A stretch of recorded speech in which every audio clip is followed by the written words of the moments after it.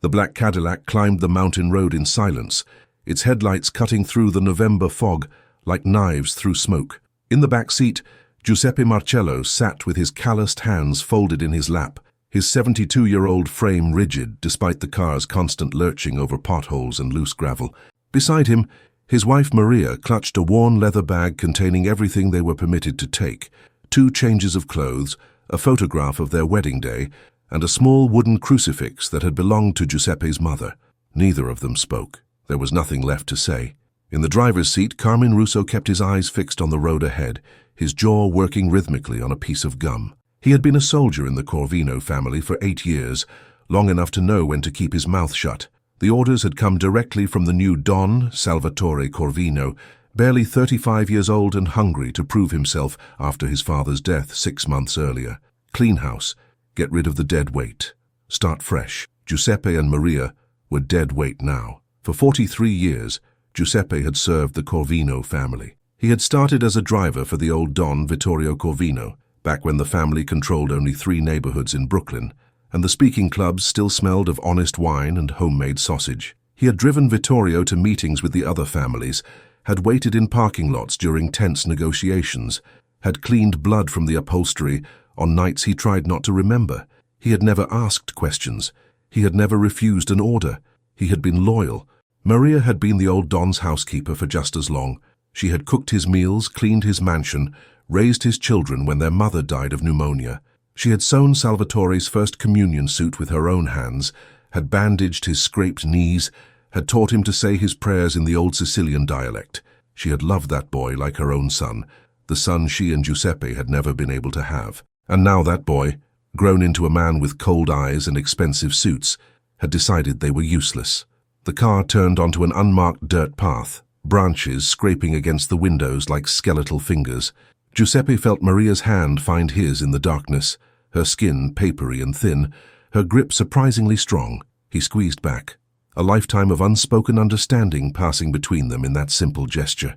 "How much further?" Carmine asked, his voice breaking the heavy silence. Giuseppe cleared his throat, the sound harsh and dry. "Another 2 miles.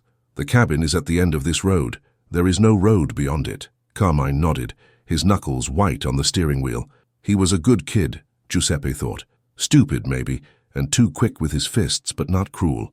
Not like the new underboss Franco DeMarco, who smiled when he hurt people. Not like the new consigliere, Augusto Lombardi, whose advice always seemed to end with someone disappearing. The family had changed. The old codes, the old respect. They were dying with the old generation. Maybe it was better this way. Maybe it was time to leave. The cabin emerged from the fog like a ghost, a sagging structure of rotted wood and broken windows perched on the edge of a small clearing. Giuseppe remembered it from decades ago, when the old Don had used it as a hunting lodge, a place to take his capos for weekend retreats where they could speak freely without fear of bugs or informants. It had been abandoned for at least 20 years, maybe longer. The roof had partially collapsed on one side. The front door hung crooked on rusted hinges. Dead leaves covered the porch in thick drifts. This was where they would die. Carmine stopped the car but left the engine running, as if afraid the silence of the mountain would swallow him whole. He got out and opened the back door, his eyes unable to meet Giuseppe's gaze. "Don Salvatore said there are supplies inside," Carmine muttered, staring at the ground. "Enough for a while. He said you served the family well. He said you earned a peaceful retirement." Giuseppe almost laughed at that. Peaceful, as if being dumped in a freezing ruin to starve or freeze to death was peaceful. But he said nothing. He climbed out of the car, his joints protesting, and helped Maria to her feet. She stumbled slightly, her hip bothering her again, and he steadied her with practiced ease. Carmine retrieved 2 cardboard boxes from the trunk and carried them to the porch, setting them down carefully, almost reverently. He still would not look at them. "I am sorry," he said quietly, the words barely audible over the wind rustling through the bare trees. "I am just following orders." "We know," Maria said, her voice soft but clear. She had always been the stronger of the two, Giuseppe thought, stronger in the ways that mattered. "You are a good boy, Carmine. Do not let this family take that from you." Carmine flinched as if she had struck him. He turned quickly, walked back to the car, and drove away without another word. The red taillights disappeared into the fog, and then there was only darkness and the sound of wind. Giuseppe and Maria stood together on the rotting porch, surrounded by the ruins of what had once been a place of power and secrets. The mountains stretched around them, vast and indifferent, dotted with skeletal trees and sharp rocks. The November cold bit through their thin coats. Above them, through gaps in the clouds, stars gleamed like chips of ice. "Well," Giuseppe said eventually, his breath misting in the freezing air, "let us see what the generous Don Salvatore has provided for our peaceful retirement." The first box contained canned goods, mostly dented tins of beans and soup, along with a bag of rice, some stale crackers and 3 bottles of water. The second box held blankets, too thin and moth-eaten, a rusted camping stove with a single propane canister, matches, and a small first aid kit. No tools, no warm clothing, no firewood. Enough for a while, Carmine had said. Perhaps a week if they were careful. 2 weeks if they ate sparingly. Then the cold or the hunger would take them, whichever came first. Giuseppe carried the boxes inside, while Maria explored the cabin with the small flashlight from the first aid kit. The main room was larger than it appeared from outside, with a stone fireplace that still seemed structurally sound, and wooden floors that creaked but held their weight.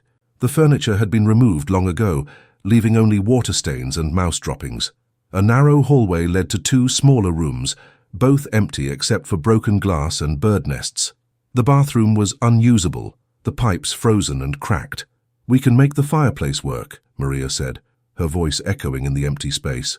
"If we can find wood, and the roof is not so bad over the main room. We can block off the rest, keep the heat in." Giuseppe looked at his wife in the beam of the flashlight, her face lined with 70 years of life, her grey hair escaping from the scarf she always wore, her eyes still bright with the same determination he had fallen in love with half a century ago. She was not giving up. She would not lie down and die just because Salvatore Corvino had decided they were worthless. Something shifted in his chest, a feeling he had not experienced in years. Anger, yes, but also something else. "Something like hope. We need firewood," he said. "I will gather what I can before it gets darker. You see if you can clean a space for us to sleep tonight." They worked in silence as the last light faded from the sky. Giuseppe moved slowly through the forest surrounding the cabin, collecting fallen branches and dead wood, his back aching with every trip. Maria swept the main room with a bundle of twigs tied together, pushed the debris into a corner, and laid out the blankets near the fireplace. When Giuseppe returned with his arms full of wood, she had the camping stove lit and a can of soup warming, the smell almost unbearably good after the long foodless day. They ate sitting on the floor, sharing the single can between them, using their fingers because there were no utensils. The soup was terrible, oversalted and metallic, but it was warm and it was food. Giuseppe built a fire in the fireplace, the wood crackling and smoking before finally catching, casting dancing shadows on the bare walls. For a long time, they simply sat together, absorbing the meager heat, too exhausted to speak.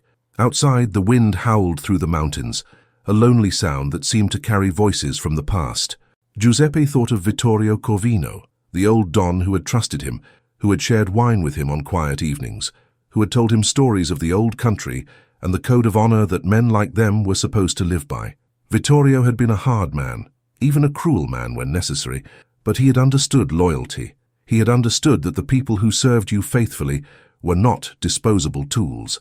His son had learned nothing. "Do you remember," Maria said suddenly, her voice quiet in the darkness, "when we first came to America? That apartment in Brooklyn with the broken radiator and the neighbors who fought every night?" Giuseppe smiled despite himself. "I remember thinking we had made a terrible mistake, that we should have stayed in Sicily, poor but at least warm. We were so young. I was 17. You were 19. We knew nothing. We knew each other. That was enough." Maria leaned against his shoulder, her weight familiar and comforting. "We survived that. We can survive this." But could they? Giuseppe wanted to believe her, wanted to have her faith, but the cold reality pressed in around them. They were old, weak, abandoned on a mountain with minimal supplies and winter coming. Even if they could make the cabin livable, even if they could find food and water, how long could they last? And for what? To prove a point to a man who did not care if they lived or died. As if reading his thoughts, Maria spoke again. "We do not survive for him, Giuseppe. We survive for us, because we are not dead weight, because we are not useless, because Salvatore Corvino does not get to decide when our story ends." Giuseppe felt something hot and sharp behind his eyes. He had not cried in 50 years, Not since his mother's funeral, but he wanted to cry now. Instead, he pulled Maria closer, felt her heartbeat against his chest, steady and strong despite everything. "Then we survive," he said, his voice rough. "We survive, and we build something here, something that lasts, something that matters." "Yes," Maria whispered, "something that matters." They fell asleep huddled together under the thin blankets, the fire burning low, the mountains silent around them. In the darkness, neither of them could see the future stretching ahead, could not imagine what this place would become, could not know that their abandonment would be the beginning of something far greater than either of them had ever known in 43 years of service. They only knew that they would not die, not tonight, not without a fight. Far below, in the mansion in Brooklyn, where Giuseppe had driven the old Don 1,000 times, Salvatore Corvino poured himself a glass of expensive scotch and toasted his own cleverness. The old servants were gone, removed without bloodshed or scandal, clean and simple. The underboss Franco DeMarco had suggested something more permanent, but Salvatore had refused. Let them freeze in the mountains. It was kinder than a bullet, and it sent the right message to the rest of the organization. Loyalty was rewarded, but only if you remained useful. He did not think about Giuseppe and Maria again that night, or for many nights after. He was too busy consolidating power, making new alliances, planning expansions into territories that his father had been too cautious to claim. He was building an empire. He did not know that empires built on discarded loyalty have foundations that crumble from within. And he did not know that on a forgotten mountain, in a ruined cabin that should have been a tomb, two old people were planting seeds of something that would outlast everything he would ever build. The first night on the mountain was the longest of Giuseppe and Maria's lives, but it was not the last. It was only the beginning. The first week was hell. Giuseppe woke each morning before dawn, his body stiff and aching from sleeping on the hard floor, his lungs burning from the cold air. The fire always died during the night, no matter how carefully he banked it, and the cabin became an icebox by morning, frost forming on the inside of the broken windows. He would force himself to move, to get the blood flowing, to rebuild the fire before Maria woke. She needed the warmth more than he did. Her cough had started on the third day, a dry hacking that worried him more than he wanted to admit. They rationed the canned food carefully, 1 can per day split between them, supplemented by the rice cooked in melted snow. The propane canister for the camping stove ran out on the 5th day, leaving them dependent entirely on the fireplace for cooking and warmth. Giuseppe spent hours each day gathering firewood, dragging dead branches back to the cabin, his hands bleeding from splinters and cold. He found a rusted hatchet in the forest, half buried under leaves, and used it to split larger pieces, the work exhausting but necessary. Maria focused on making the cabin livable. She stuffed cracks in the walls with moss and mud, hung one of the blankets over the doorway to keep out drafts, and created a makeshift shelf from fallen boards to organize their meager supplies. She melted snow in a dented pot for washing and drinking, boiling it over the fire to make it safe. She sang while she worked old Sicilian songs from her childhood, her voice cracked but still sweet, filling the empty cabin with something other than despair. On the 8th day, Giuseppe discovered the spring. He had been following a deer trail deeper into the forest, hoping to set a trap, when he heard the sound of running water. The spring bubbled up from between 2 large rocks, creating a small pool before trickling down the mountainside. The water was clear and cold, tasting of minerals and stone. Giuseppe knelt beside it, drinking deeply, feeling the icy water burn down his throat like life itself. Fresh water. They had fresh water. He marked the trail back to the cabin with notches cut into trees, making the path easy to find even in darkness. When he told Maria, she cried, actual tears running down her weathered cheeks, and he held her while she shook with relief. It was such a small thing, water, but it meant they could survive longer than the supplies Salvatore had left them. It meant they had a chance. The second week brought the first snow. It started as a light dusting, beautiful in the morning light, coating the pine trees and making the world look clean and new. By afternoon it was falling heavily, thick flakes that piled up fast, covering the ground in a white blanket that made it impossible to gather firewood. Giuseppe and Maria huddled by the fire, watching their wood supply dwindle, knowing that if the snow did not stop soon, they would be in serious trouble. It snowed for 3 days. On the second day of the snowstorm, they ran out of food. The last can of beans split between them for breakfast, leaving their stomachs still growling with hunger. Giuseppe stared at the empty tin, trying to calculate how long they could survive on nothing but water and willpower. Not long, maybe a week, perhaps two, if they barely moved to conserve energy. "We need food," he said, stating the obvious, because there was nothing else to say. Maria nodded, her face drawn and pale. The cough had gotten worse, keeping her awake at night, racking her thin frame. She needed more than water. She needed medicine, warm food, a real bed, things they did not have and could not get.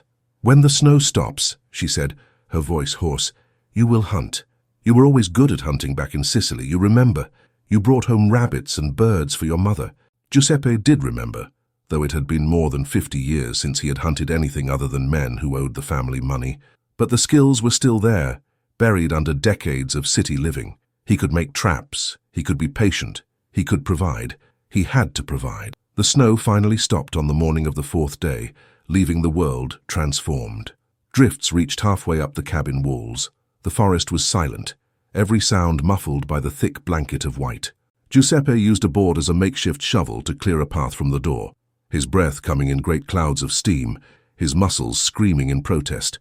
He fashioned snares from wire he found in the cabin's collapsed shed, setting them along the trails he had marked earlier. He carved a spear from a straight pine branch, hardening the point in the fire, a primitive weapon, but better than nothing.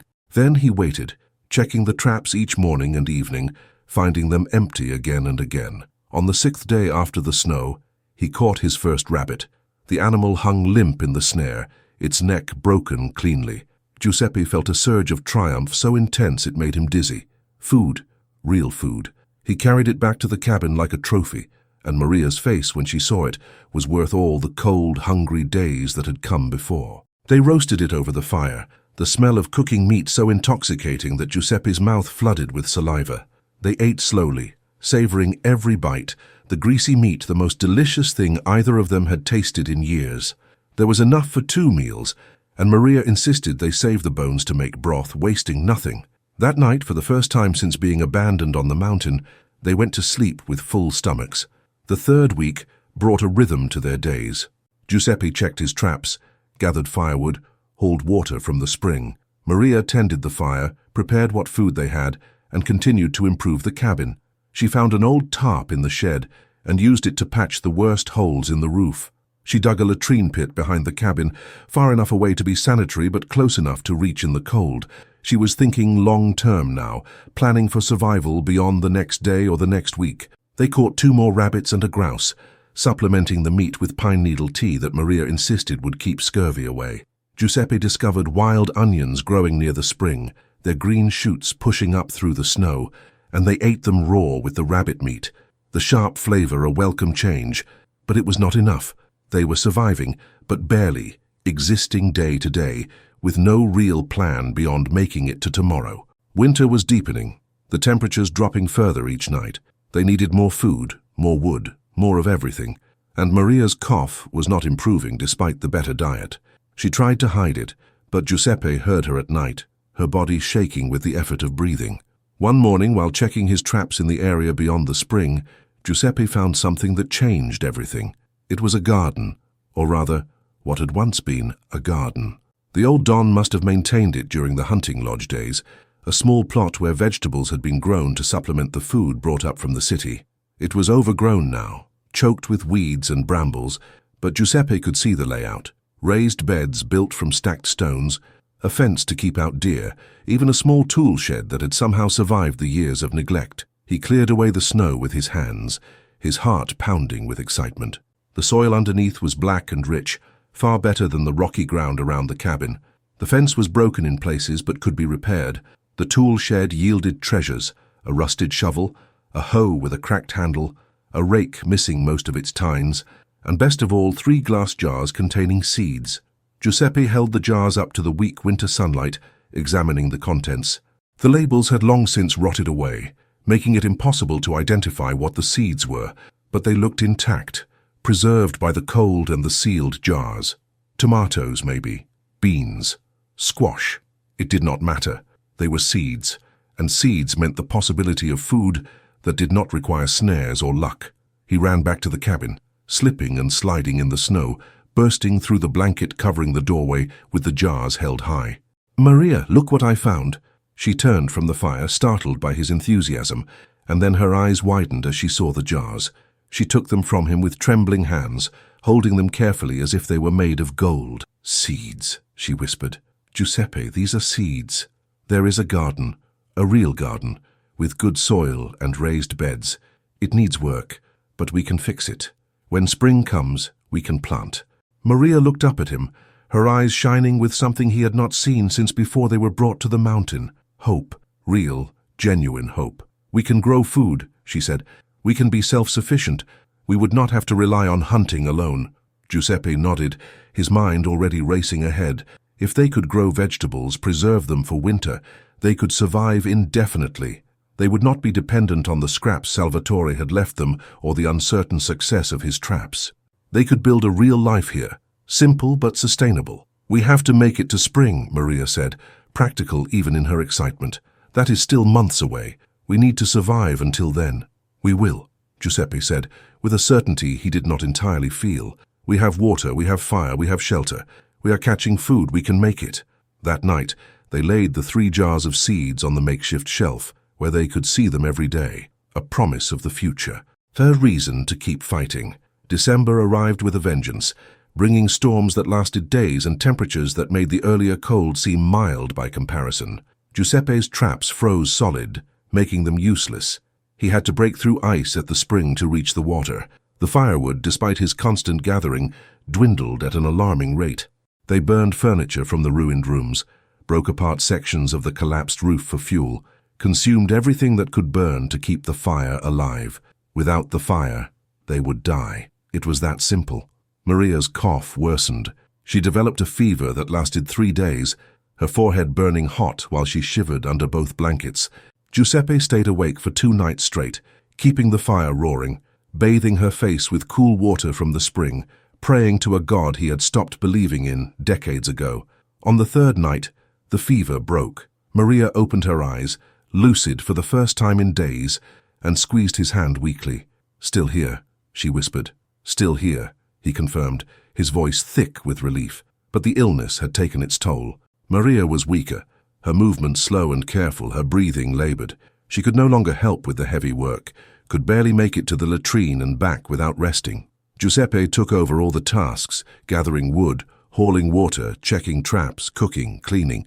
He worked from before dawn until well after dark, his body running on determination and fear. He was losing her. Without medicine, without warmth, without proper food, he was losing the only person who had ever mattered to him. On Christmas Eve, Giuseppe caught a wild turkey in one of his snares.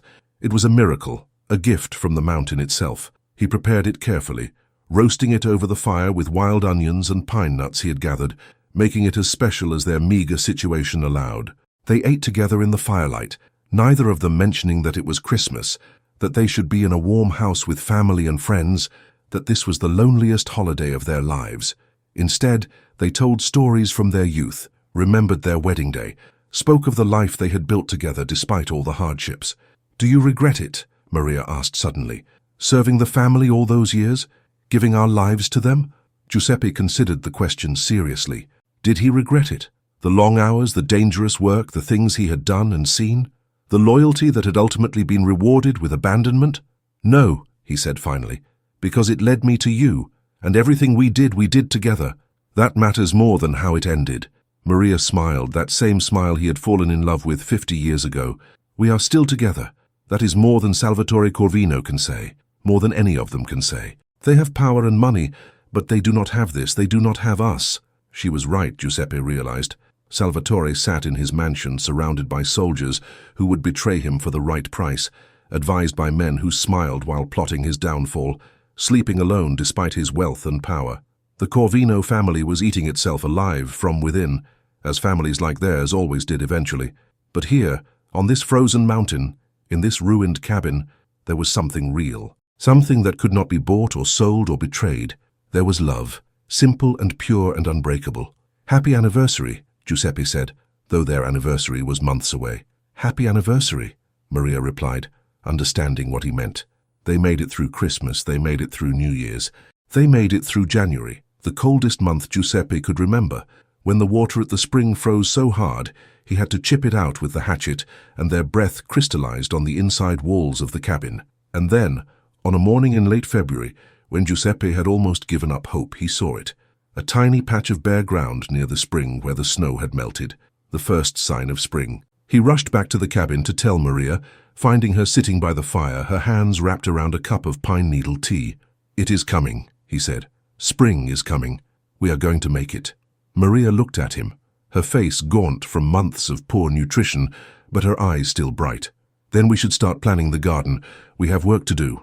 That night, they took down the 3 jars of seeds and opened them carefully, spreading the contents on the floor.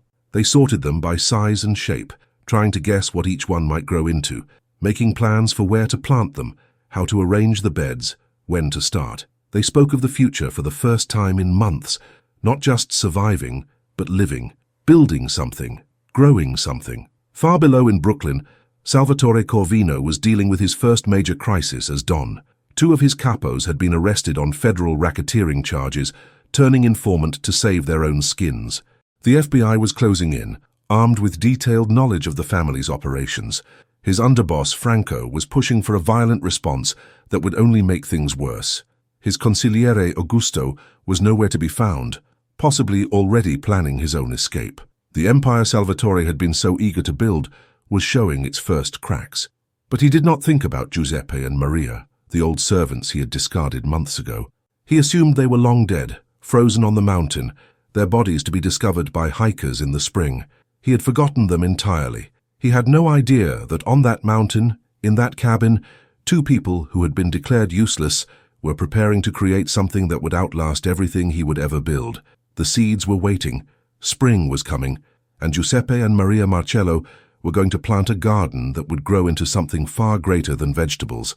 They were going to plant hope, and hope, once rooted, is almost impossible to kill. Spring arrived not with fanfare, but with small mercies.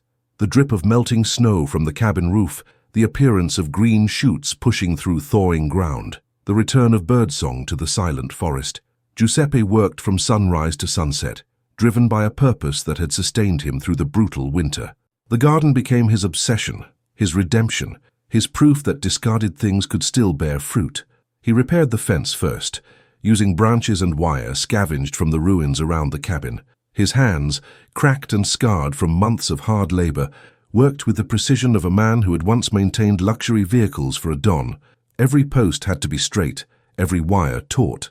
The deer would come when the vegetables grew, and the fence was all that stood between survival and starvation. Maria, stronger now with the warming weather and the occasional rabbit or grouse Giuseppe managed to catch, focused on the raised beds. She cleared away years of dead vegetation, pulled weeds with roots that went deep into the black soil, turned the earth with the rusted shovel until her shoulders ached. The work was slow, exhausting, but she sang while she labored, the same Sicilian songs her grandmother had taught her as a child. In early April, when the last frost had passed according to Maria's careful observation of the mountain weather patterns, they planted the seeds. They did it at dawn, kneeling together in the cold earth, placing each seed with the reverence of a sacred ritual. They did not know exactly what they were planting, but it did not matter. Every seed was a prayer, a gamble, a tiny rebellion against the sentence of death Salvatore Corvino had pronounced on them. Giuseppe dug the small holes with his fingers, while Maria followed behind, dropping in the seeds and covering them gently. They worked in silence, the mountain mist swirling around them, the sun just beginning to paint the eastern sky with streaks of gold. When the last seed was planted, Maria stood slowly, her knees protesting, and looked at the neat rows they had created. "Now we wait," she said. "Now we wait," Giuseppe agreed. But waiting did not mean idleness. Giuseppe expanded his trap lines, bringing in more rabbits and squirrels. As the animals emerged from winter hibernation, he discovered wild strawberries growing near the spring and marked the location carefully. He found mushrooms that Maria identified as edible, collecting them in the mornings when they were fresh with dew. Maria experimented with preservation, hanging strips of rabbit meat to dry in the sun, smoking fish that Giuseppe caught in a stream he discovered 2 miles from the cabin. She gathered wild herbs, making bundles that hung from the cabin rafters, filling the space with sharp green scents. She was building a pantry, preparing for the next winter, refusing to ever be that hungry or that desperate again. 10 days after planting, the first seedlings appeared. Giuseppe spotted them during his morning check of the garden, tiny green shoots pushing through the dark soil like miniature flags of victory. He called Maria, and together they knelt in the dirt, examining the fragile plants with wonder. Life, new life, growing because of their efforts, their care, their refusal to surrender. Maria touched one of the seedlings gently, her eyes wet. "We did this," she whispered. "We made this happen." Over the following weeks, the garden exploded into growth. The mystery seeds revealed themselves. Tomatoes, beans, squash, exactly as Giuseppe had hoped. The plants grew with startling vigor in the rich mountain soil, fed by spring rains and careful tending. Giuseppe built crude trellises for the beans, using branches and twine. Maria weeded religiously, spending hours each day on her knees, making sure nothing competed with their precious vegetables for nutrients or space. By late May, they had their first harvest, radishes and lettuce that had grown from seeds they found in a fourth jar Giuseppe discovered in the tool shed. The radishes were small and slightly bitter, the lettuce tender and sweet. They ate a salad that night, fresh vegetables for the first time in 7 months, and the simple meal felt like a feast. On a morning in early June, Giuseppe heard the sound of an engine laboring up the mountain road. He was at the spring, filling containers with water, when the distant rumble reached him through the trees. His first instinct was fear, a deep, primal terror that Salvatore had sent someone to finish what the mountain had failed to do. He dropped the containers and ran back to the cabin, his heart hammering. "Maria, someone is coming!" She emerged from the garden, dirt on her hands and knees, her face alarmed. They had seen no other human being in 8 months. They had begun to believe they were alone in the world, forgotten, invisible. Together they watched from the cabin doorway as a battered pickup truck appeared at the edge of the clearing, moving slowly over the rough ground. It stopped near the cabin, the engine cutting out with a shudder. For a long moment nothing happened. Then the driver's door opened, and a young man stepped out.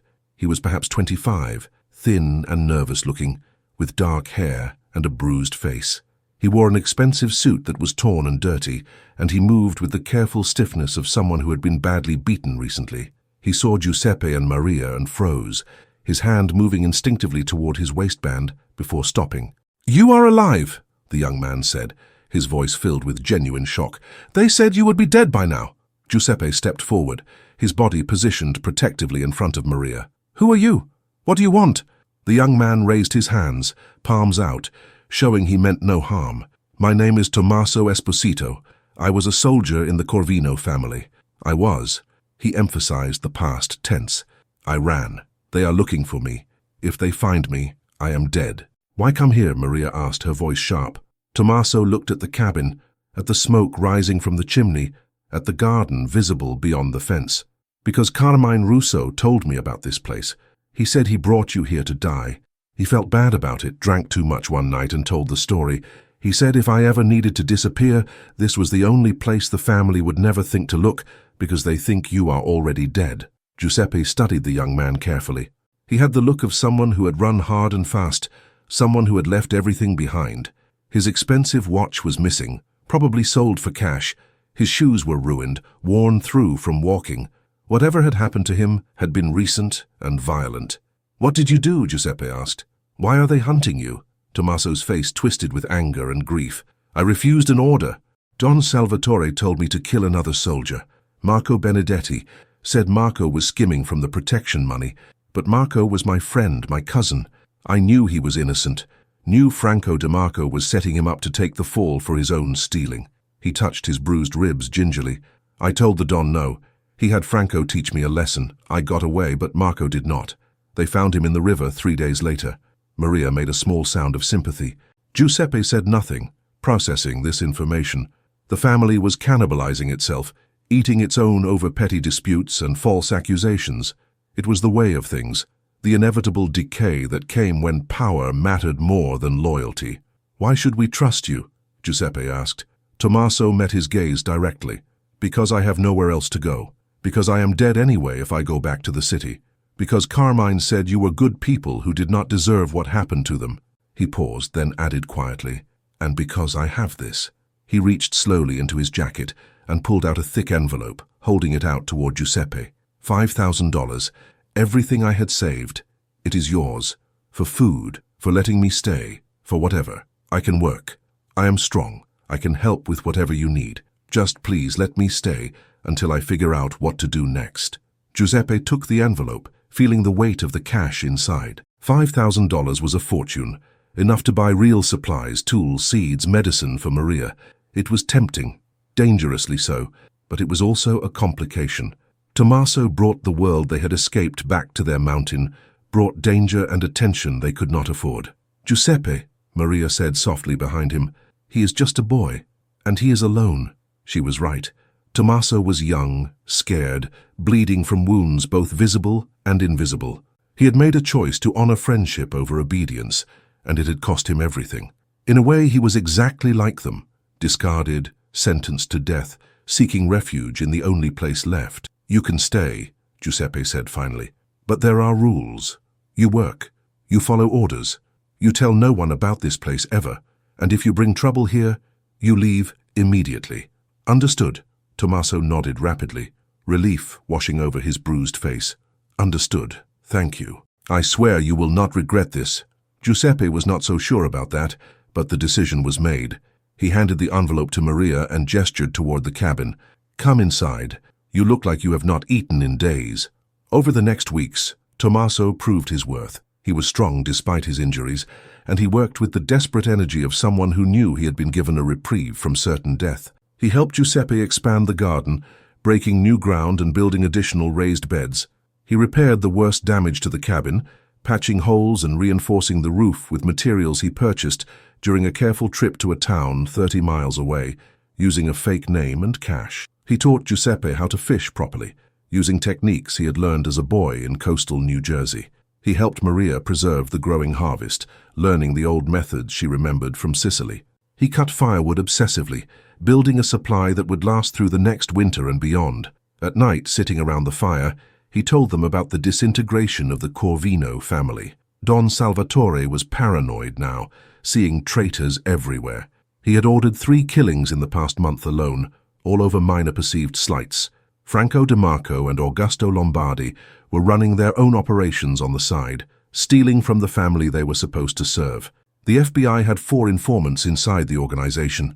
The other families were circling, waiting for the Corvinos to collapse so they could divide up the territory. "It is falling apart," Tommaso said one night, staring into the flames. "The old Don, he held it together through respect and fairness. Salvatore only knows fear and violence. You cannot build anything lasting on that foundation." Giuseppe thought about the garden growing outside, about the vegetables they had planted and tended. "You built lasting things through patience and care, through nurturing rather than domination." The family had forgotten that, if they had ever known it, and now they were paying the price. In July, a second refugee arrived. Her name was Rosa, and she was 19 years old. She appeared one evening climbing the mountain road on foot, carrying nothing but a small backpack and a black eye. She was Tommaso's younger sister, the only family member he had trusted enough to tell about his location. "Papa is going to kill her," Tommaso explained urgently after bringing her to the cabin. "She refused to marry the man he chose, some capo's son who beats women. Papa said she would obey or he would teach her respect. I could not let that happen." Rosa was quiet and frightened, but also determined. She had walked 12 miles through the forest to reach the road, then hiked another 6 miles up the mountain, following her brother's directions. She had left behind her entire life, her family, everything she knew, to escape a future that would have destroyed her. Maria took one look at the girl and made the decision without consulting Giuseppe. "She stays. We do not send women back to men who hurt them. Never." And so their small community grew again. Rosa helped with the cooking and the gardening, and slowly, over weeks, she began to smile again. The bruises faded. The fear in her eyes diminished. She and Maria would work together for hours, talking in low voices, and sometimes Giuseppe would hear them laughing, the sound so unexpected and precious that it made his chest tight. By August, the garden was producing more food than the 4 of them could eat. Tomatoes hung heavy on the vines. Beans filled baskets. Squash grew so large they had to be carried with both hands. They preserved everything they could, canning and drying and storing for the winter. But there was too much, an embarrassment of abundance. "We should share it," Maria said. "There must be others like Tommaso and Rosa, others who need a place to run to." Giuseppe understood what she was suggesting, and it frightened him. Every person who came to the mountain was another risk, another potential betrayal, another mouth to feed. But he also understood that they had stumbled onto something important, maybe even something sacred. They had built a refuge, a sanctuary, without planning to or meaning to, and sanctuaries were meant to be shared. In September, word began to spread through the underground networks that connected the broken and the desperate. Somewhere in the mountains, there was a place. An old couple who asked no questions, who fed the hungry and sheltered the hunted. You had to know someone who knew someone, had to be truly desperate, had to have nowhere else to go. But if you could find it, if you could make it to the cabin, you would be safe. They came in ones and twos at first. Angelo, a bookmaker who had refused to cheat his customers and was marked for death. Lucia, fleeing an arranged marriage to a violent man. Marco's widow, Catherine, with her 2 small children, seeking refuge after her husband was murdered. Each one brought stories of the Corvino family's increasing brutality, of Salvatore's descent into paranoid tyranny. Giuseppe and Maria welcomed them all. They expanded the garden again and again, breaking more ground, planting more seeds. Tommaso led teams into the forest to gather materials for additional shelters, building simple but solid structures around the original cabin. Rosa organized the growing community, assigning tasks, settling disputes, making sure everyone contributed. By October, there were 17 people living on the mountain, 17 people who had been deemed worthless, dangerous, or disobedient by the Corvino family and the world it represented. 17 people who should have been dead, but were instead living, working, building something new. Maria stood in the garden one morning, looking at the people harvesting vegetables, their voices rising in conversation and occasional laughter. Tears ran down her weathered cheeks, but she was smiling. "What is it?" Giuseppe asked, coming up beside her. "We survived," she said simply. "Not just survived, we thrived. We created life where we were supposed to die." Giuseppe looked at what they had built, at the garden bursting with food, at the people working together in a way the Corvino family never had, at the simple contentment on faces that had known only fear and pain. Maria was right. They had done more than survive. They had created something beautiful and enduring, something that mattered more than any empire built on blood and terror. Far below, Salvatore Corvino was preparing for a war with the Genovese family over disputed territory. His underboss had been arrested. His consigliere had fled to Sicily. Half his soldiers were informants, and he trusted no one. The mansion where Giuseppe had once driven the old Don was now a fortress, surrounded by armed guards and surveillance cameras, a prison disguised as a palace. Salvatore was powerful, wealthy, feared, and he was utterly alone. On the mountain, Giuseppe and Maria had nothing but a cabin, a garden, and 17 people who had been thrown away by the world. But they had something Salvatore would never understand, something that could not be bought or taken by force. They had community, they had purpose, they had each other, and that was worth more than any empire. Winter came again, but this time they were ready. The storehouse Giuseppe and Tommaso had built stood packed with preserved food, jars of canned tomatoes and beans, dried squash hanging from the rafters, smoked meat wrapped in cloth, sacks of potatoes buried in sand to keep them from freezing. The shelters were insulated with mud and moss, their roofs tight against the snow. Firewood was stacked in cords around the clearing, enough to last until spring twice over. 23 people now lived on the mountain. 23 souls who had found their way to the cabin through desperation and whispered rumor, each with their own story of betrayal or escape or narrow survival. They lived in a community that existed in the shadow of the world below, invisible to those who had discarded them, thriving in ways their former lives had never allowed. But sanctuary had a weight to it, a responsibility that Giuseppe felt more acutely with each passing day. He was no longer just keeping himself and Maria alive. He was responsible for all of them, these broken people who looked to him for leadership, for answers, for hope. The first real test came in January, when the food began to run low. They had planned carefully, rationed conservatively, but 23 people consumed more than Giuseppe had calculated. The winter hunting was poor, the animals scarce and wary. The preserved food that should have lasted until March would be gone by February at the current rate. They needed more, or people would start going hungry, and hunger bred resentment, and resentment could tear apart everything they had built. Giuseppe called a meeting in the main cabin on a night when the wind howled outside like a living thing. All 23 gathered in the cramped space, their faces illuminated by firelight, their breath visible in the cold air. "We have a problem," Giuseppe said without preamble. He had learned that honesty built trust, and trust was the foundation of their survival. "Food is running short. If we continue as we are, we will be hungry by the end of February, starving by March. We need solutions." Silence greeted this announcement, heavy and uncomfortable. Then Tommaso spoke up from the back of the room. "There is a warehouse in Newburgh, about 40 miles from here. The Corvino family uses it to store hijacked goods before fencing them. It is guarded, but only by 2 soldiers.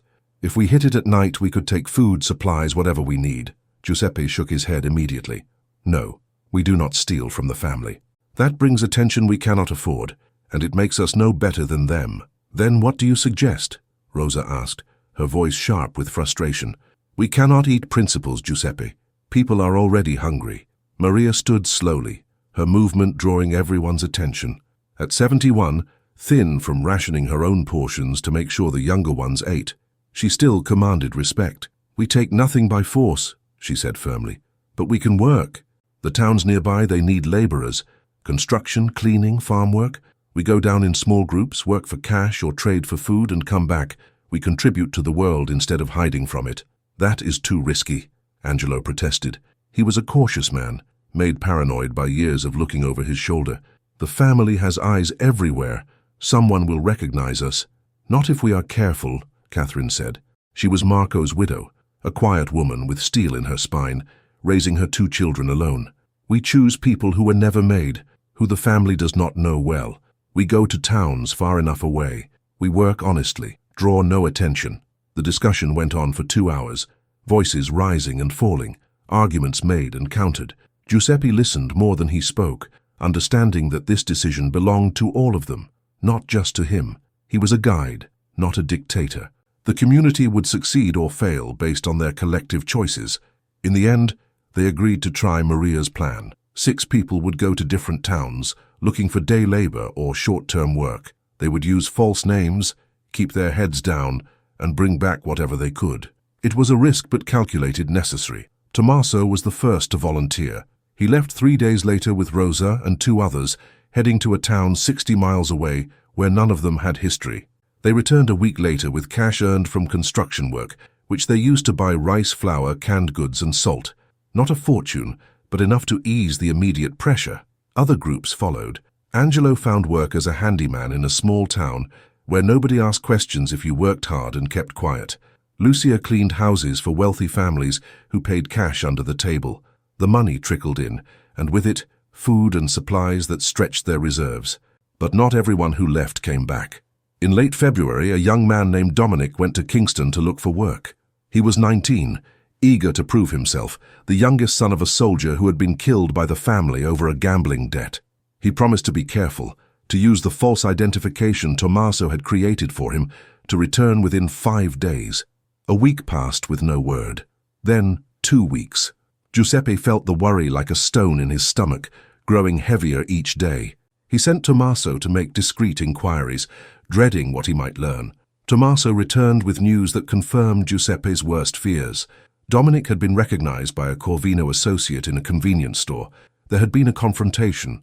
Dominic had run, but not fast enough. His body had been found in an alley 3 days later, beaten to death. A message carved into his chest: "Traitors, die." The community grieved together that night, huddled in the main cabin, mourning a young man who had survived abandonment only to be murdered for the crime of trying to live. Maria led them in prayers she remembered from childhood, words in Sicilian that most of them did not understand but found comforting anyway. When the prayers were finished, Giuseppe spoke. "Dominic's death is on me," he said, his voice rough with guilt.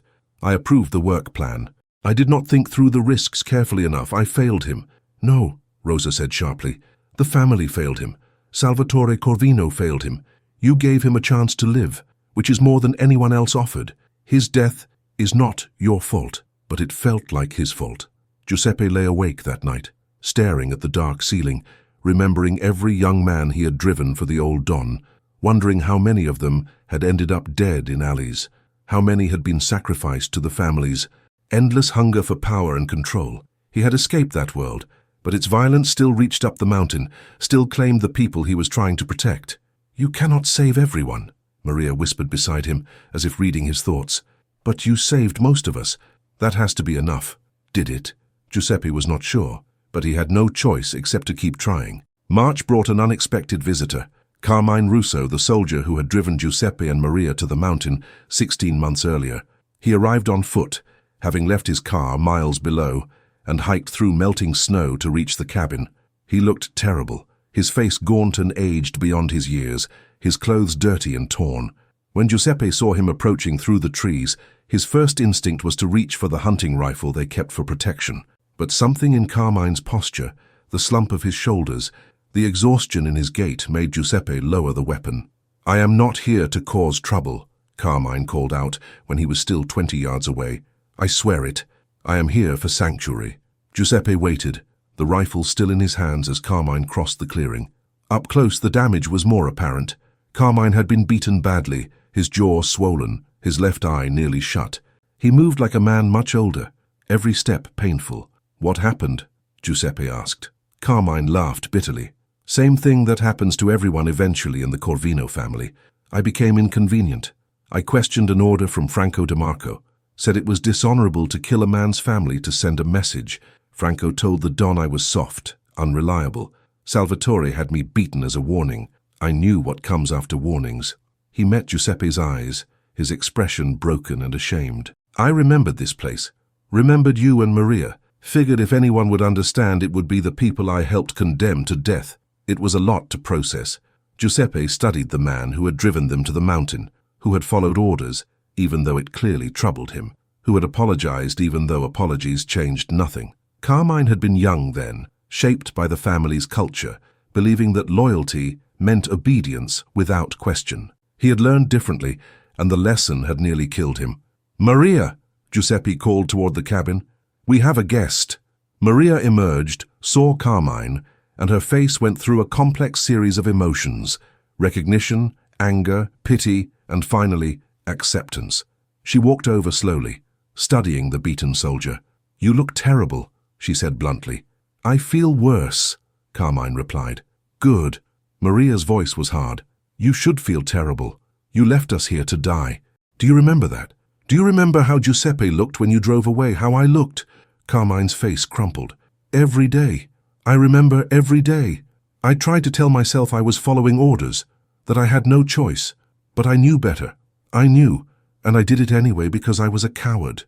"Yes," Maria agreed. "You were. But you were also honest about it. You apologized when you did not have to. And now you are here, asking for the same mercy you did not show us." She paused, then sighed. "We do not turn away the desperate, even when maybe we should." She turned and walked back to the cabin, leaving the decision to Giuseppe. He looked at Carmine, at the beaten, broken man who represented everything wrong with the life they had escaped, but also the possibility of redemption, of change. "You can stay," Giuseppe said finally, "but you work twice as hard as anyone else, and you never forget what you did." "Understood?" "Understood," Carmine said, his voice thick with relief and shame. "Thank you. I will make it right. I swear, I will make it right." Over the following weeks, Carmine proved his commitment. He worked relentlessly, taking the hardest jobs, the worst shifts, never complaining, always pushing himself to do more. He taught the younger men fighting skills, how to defend themselves without killing. He shared intelligence about the Corvino family's operations, information that helped the community avoid danger. And slowly, grudgingly, people began to forgive him. Not forget, never forget, but forgive. Because that was what the mountain taught, that people could change, that past sins did not have to define the future, that redemption was possible if you were willing to work for it. But Carmine's arrival brought disturbing news about the world below. The Corvino family was imploding. Salvatore had ordered the execution of Augusto Lombardi, the consigliere, suspecting betrayal. Franco DeMarco had taken control of half the soldiers and was operating independently, essentially creating a civil war within the family. The FBI had raided 4 of their operations in the past month. Other families were moving in on Corvino territory, sensing weakness. "It is chaos down there," Carmine told Giuseppe one evening as they worked on reinforcing the storehouse.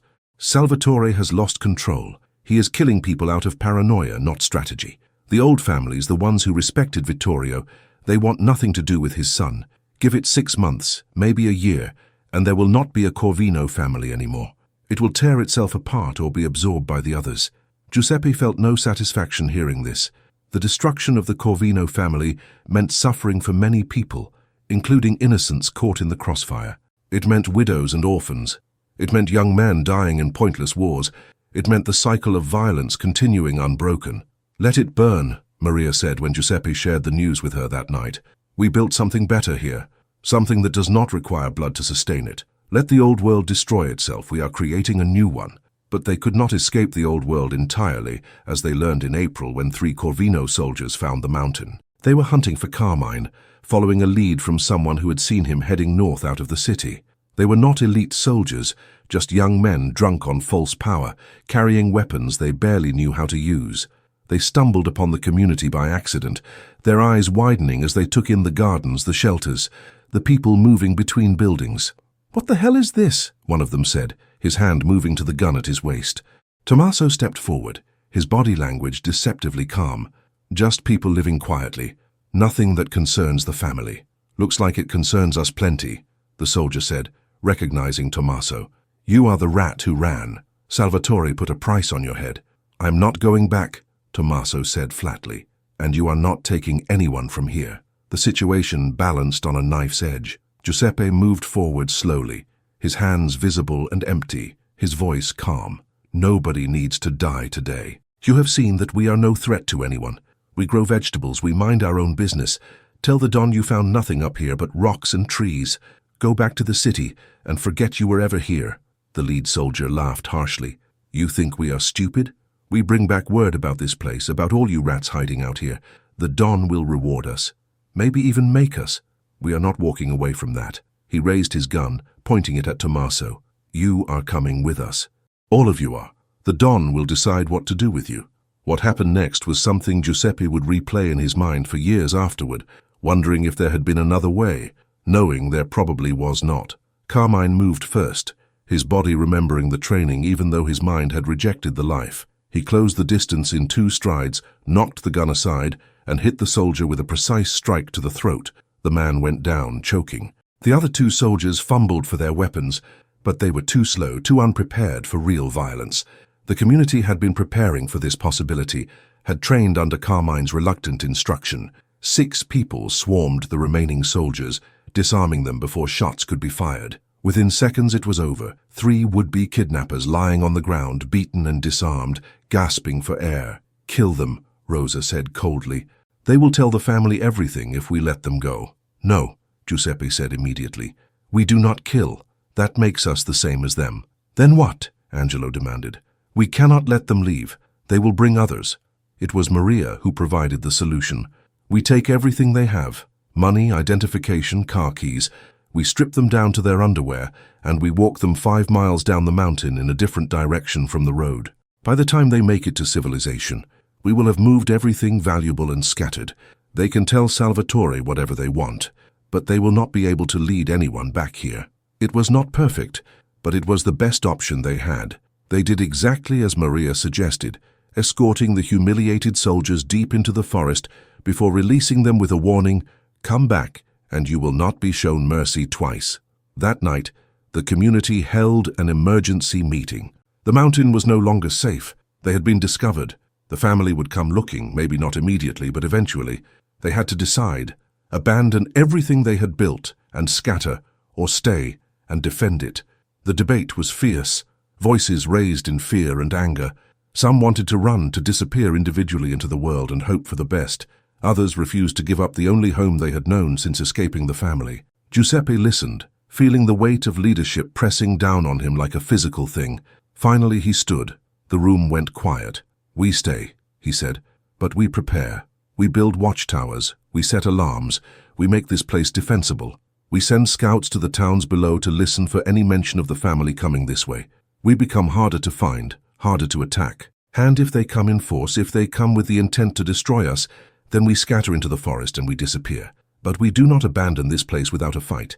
We have built something good here, something worth protecting." The vote was not unanimous, but it was decisive. They would stay, they would prepare, they would defend their sanctuary. Over the following weeks, the mountain community transformed. Tommaso designed defensive positions and early warning systems. Carmine trained everyone in basic combat and tactical retreat. They cached supplies in hidden locations throughout the forest, creating fallback positions if the main camp was overrun, but they also continued to plant, to build, to live, because that was the point. They were not a military force preparing for war.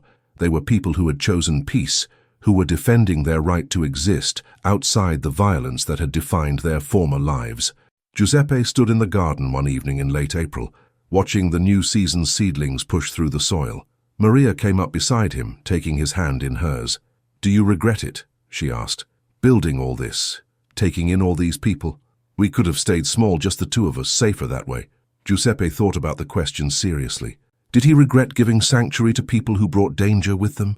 Did he regret creating something beautiful that might be destroyed? "No," he said finally. "This is what we were supposed to do.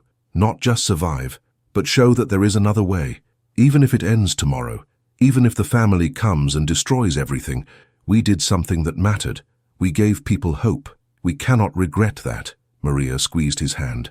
"Then we keep going. Whatever comes, we keep going." They kept going. 2 years after Giuseppe and Maria Marcello were abandoned on the mountain, the Corvino family finally collapsed. It did not happen all at once, but in stages, like a building falling floor by floor.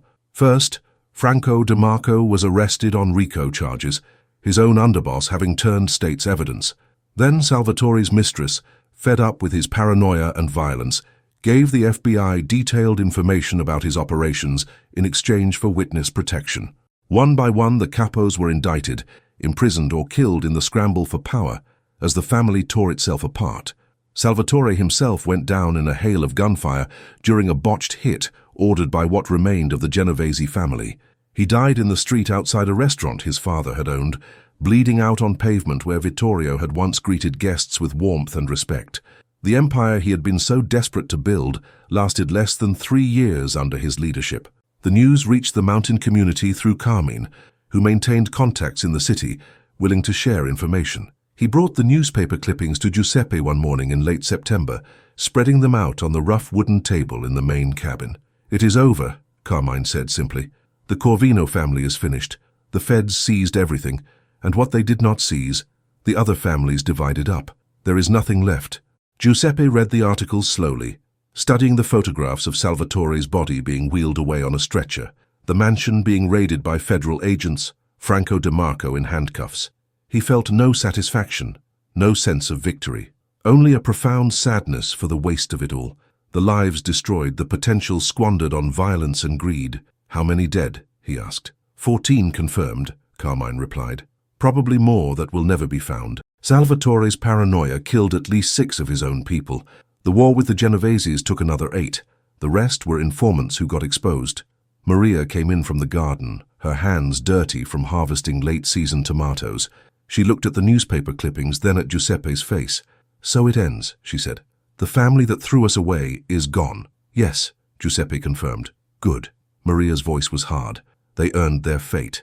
Every death, every betrayal, every moment of suffering, they built it all on cruelty and selfishness, and it consumed them." She paused, then her voice softened. "But we built something different, and we are still here." She was right. The mountain community had not just survived, it had thrived. 37 people now called the mountain home, living in a collection of well-built cabins arranged around the original structure. The garden had expanded to cover nearly 2 acres, producing enough food to feed everyone with surplus to preserve for winter. They raised chickens and goats now, had built a proper smokehouse and root cellar, had dug a well closer to the main buildings so they no longer had to haul water from the spring. More importantly, they had created a functioning society based on principles the Corvino family had never understood: mutual support, honest labor, democratic decision-making. They held weekly meetings where everyone could voice concerns and propose changes. They shared resources equitably, taking care of the sick and the elderly, teaching the children to read and write and farm. It was not perfect. There were arguments, occasional conflicts, moments of frustration and doubt, but they resolved these issues through talking, through compromise, through remembering that they all shared a common history of having been discarded and a common commitment to building something better. The death of the Corvino family changed nothing about their daily lives, but it changed everything about their sense of security. The sword that had hung over them, the constant threat of being discovered and destroyed, was gone. They could stop looking over their shoulders, stop planning escape routes, stop training for a war that would never come. They were free. In October, Giuseppe decided it was time to make a trip he had been contemplating for months. He wanted to see what had become of the mansion, the place where he had spent 40 years of his life in service. Maria insisted on coming with him, and they made the journey in Tommaso's old truck, driving down the mountain for the first time in 2 years. The world below had not changed as much as Giuseppe expected. The same streets, the same buildings, the same rhythms of city life. But he felt different, like a visitor from another country, someone who no longer quite belonged to this place or its concerns. The mansion was shuttered and dark, yellow police tape across the doors, a for sale sign planted in the overgrown front lawn.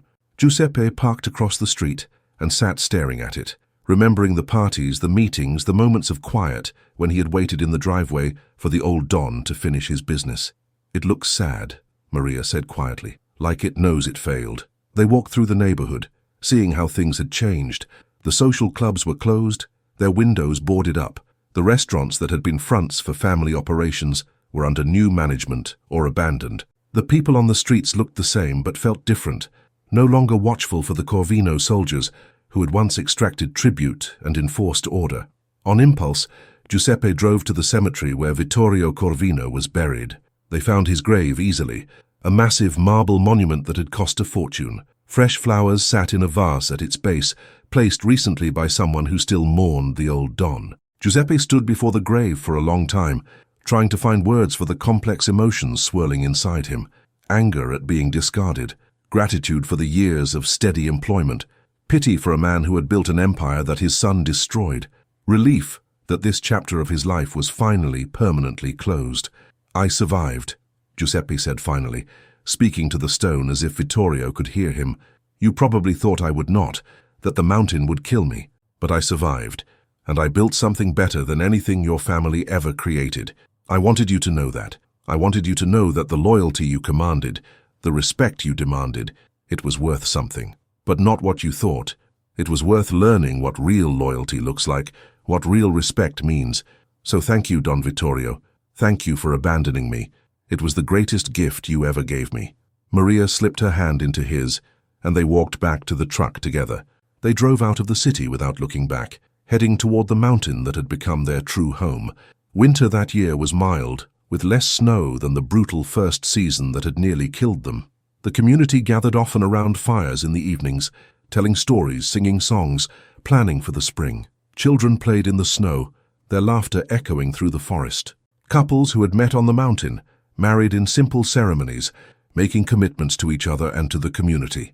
Giuseppe and Maria celebrated their 51st anniversary in January, surrounded by people who had become their family in ways deeper than blood. They had never had children of their own, but they had raised a community, had nurtured it through infancy to something approaching maturity. Every person on the mountain owed their lives in some way to the old couple's refusal to die, their stubborn insistence on not just surviving, but living with purpose and dignity. In March, a visitor arrived who brought news that would change everything one final time. His name was Father Antonio Benedetti, and he was a Catholic priest from a parish in Brooklyn. He was also Marco's uncle, Catherine's uncle by marriage, and he had been searching for his niece and her children since Marco's murder. Someone had finally told him about the mountain, about the community of exiles living there, and he had made the difficult journey to see for himself. Giuseppe met him at the edge of the clearing, wary of strangers, even though the Corvino family was long gone. But Father Benedetti came with open hands and a kind face, and his first words were not a demand but a question. "Is Catherine Benedetti here? And her children, Marco Jr. and Sophia? I have been so worried." Catherine emerged from one of the cabins, saw her uncle, and broke down in tears. The reunion was emotional, joyful, and it stretched into the evening as Father Benedetti met the community, heard their stories, witnessed what they had built. "This is remarkable," he said to Giuseppe as they sat by the fire that night. "You have created a sanctuary for the lost and broken. Do you understand how rare that is, how precious?" Giuseppe shrugged, uncomfortable with the praise. "We did what we had to do to survive." "No," Father Benedetti said firmly. "You did far more than that. You created a community based on the principles Christ taught. Care for the poor, shelter the homeless, feed the hungry, welcome the outcast. You may not see it this way, but you have built something holy here. The priest's words stayed with Giuseppe long after he left, taking Catherine and her children back to the city where they could reconnect with family and begin to rebuild their lives in safety. Holy. Giuseppe had never thought of the mountain community in those terms. They were just people trying to live differently, to escape the violence and greed that had defined their former lives. But maybe there was something sacred in that choice, in the daily decision to plant gardens instead of graves, to build shelters instead of empires, to measure worth in vegetables grown and children taught, rather than in money made and enemies destroyed. Spring arrived with an explosion of growth. The gardens produced their largest yield yet. 3 couples announced pregnancies. Tommaso and Rosa, who had fallen in love over 2 years of working side by side, married in a ceremony officiated by Carmine, who had studied to become a minister through a correspondence course. On a warm afternoon in May, Giuseppe stood at the highest point of the property, looking down at what they had created. The main cabin, weathered but sturdy, stood at the center of a small village. Smoke rose from chimneys. Vegetables grew in neat rows. People moved between buildings in the unhurried rhythm of purposeful work. Children played near the chicken coop, their voices high and bright. Someone was singing in one of the gardens, a song Giuseppe recognized from his childhood in Sicily. It was beautiful, imperfect, fragile in some ways, but beautiful. Maria climbed the hill to join him, moving more slowly now at 73, her hair completely white, her face deeply lined. But her eyes were still bright, still full of the determination that had kept them alive through that first terrible winter. "What are you thinking about?" she asked, settling beside him on the log he had dragged up to serve as a bench. "I'm thinking that Salvatore Corvino gave us a gift when he abandoned us here," Giuseppe said. "He thought he was sentencing us to death, but he gave us the chance to really live for the first time. All those years serving the family, we were never truly alive. We were just surviving, existing, going through the motions. But here, we have lived. We have created something that matters. A paradise," Maria said softly. "We turned this ruined mountain cabin into a paradise. Not the kind with golden streets and angels, but the real kind. The kind where people who have suffered can find peace, where people who have been rejected can find belonging, where people who have lost hope can find purpose." Giuseppe pulled her close, feeling her heartbeat against his chest, steady and strong despite everything they had endured. They sat together in comfortable silence, watching their community live and work and thrive below them. Far away in the ruins of the Corvino family's empire, old associates still told stories about Giuseppe and Maria Marcello, the loyal servants who had been sent to die on a mountain and had probably frozen to death in the first winter. Some people felt guilty about what had happened to them. Others had forgotten them entirely. Salvatore's successor as head of what little remained of the family's operations never thought about them at all. None of them knew the truth. None of them knew that the people they had discarded as worthless, as too old to be useful, had built something that would outlast every empire, every fortune, every moment of power they had ever known, because empires fall. Money disappears. Power corrupts and destroys. But a garden carefully tended grows stronger each season. A community, built on mutual support and honest labor, endures through hardship. And love, the simple, stubborn love of 2 people who refuse to give up on each other or the possibility of a better life, creates miracles that violence can never match. Giuseppe and Maria Marcello lived on that mountain for another decade, watching their community grow to over 60 people, watching children born in exile grow into teenagers, and then adults who had never known the violence of the life below. They taught these children to plant, to build, to solve problems through conversation rather than force. They taught them that being discarded by a corrupt world was not the end of the story, but potentially the beginning of a better one. When Giuseppe finally died at 84, peacefully in his sleep after a day spent working in the garden he loved, the entire community mourned him as a father, a teacher, a founder. They buried him on the hillside overlooking the gardens, marking his grave with a simple stone that read, "He built paradise from ruins." Maria lived another 2 years, tending Giuseppe's grave every morning, continuing to guide the community he had helped create. When she joined him, they laid her beside him under the trees they had planted together, her stone reading, "She showed us we were never worthless." The community they built endured long after they were gone, growing and evolving, but never forgetting the principles that had sustained it from the beginning. And sometimes, On quiet evenings when the work was done and people gathered around fires to tell stories, they would speak of Giuseppe and Maria, the old couple who had been thrown away like garbage and had responded by creating a sanctuary that proved the power of stubbornness, love, and the simple refusal to accept that anyone is worthless. They had been abandoned by a Mafia boss who saw them as dead weight. They had turned a ruined mountain cabin into paradise. And in doing so, they had shown that the greatest revenge against those who discard you is not violence or hatred, but living well, building beauty, and proving every single day that they were wrong about you. That was the legacy of Giuseppe and Maria Marcello. Not wealth or power or fear, but gardens and laughter and children raised in safety, and the knowledge that even in the darkest moments, hope can take root and grow into something magnificent. That was paradise. Real, earned, and impossible to destroy. And it all began with two old people, a ruined cabin, and 3 jars of seeds.